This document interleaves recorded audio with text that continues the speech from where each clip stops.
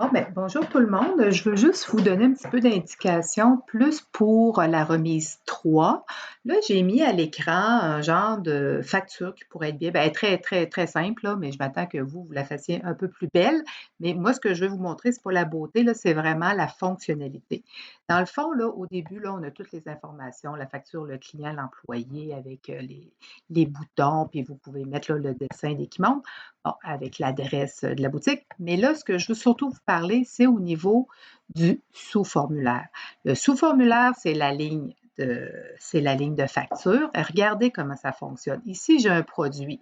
Bon, mettons que moi, je suis l'employé. Bien, qu'est-ce que je vais faire? Je vais descendre. Je vais descendre ici. Bon, la personne, elle m'a acheté, par exemple, du thé. Ça coûte 3 j'en vends 4. Et là, quand je pèse sur Entrée, le prix apparaît, le total. Et après ça, quand je continue avec Entrée, bien, vous voyez le grand total, le sous-total, la TPS CVQ, grand total, c'est ajusté. Dans le fond, c'est ça que je m'attends. Comment faire pour faire ça? Je vous montre à l'écran dans le mode création. Dans le mode création, c'est dans le sous-formulaire, dans la partie ici, pied de formulaire, pas dans le détail. Dans le détail, oui. Dans le détail, c'est pour faire le calcul pour chaque produit vendu avec la quantité. Et après ça, dans le pied de formulaire, là, on fait le reste de nos calculs. Fait que là, je vous en explique un. Les autres, c'est facile.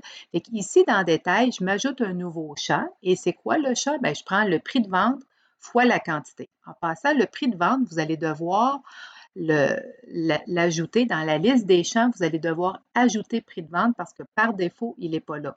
Vous allez devoir ajouter ça, faire la multiplication avec la quantité et là, vous voyez la syntaxe à utiliser. Dans le pied de formulaire, pour le sous-formulaire, ben, c'est la somme de la quantité fois le prix de vente.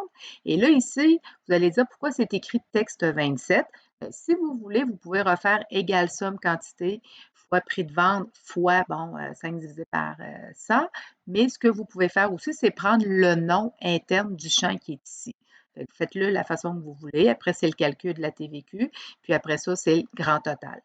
C'est un peu comme ça que vous pouvez faire là, la partie facture, qui est la partie un petit peu plus complexe. Fait que là, il faut que vous compreniez, vous faites comme d'habitude votre formulaire sous formulaire. Dans ce cas-ci, il va falloir évidemment encore faire une liste déroulante. En haut aussi, il y a quelques listes déroulantes à faire. Ici, il faut ajouter, c'est-à-dire glisser le prix de vente.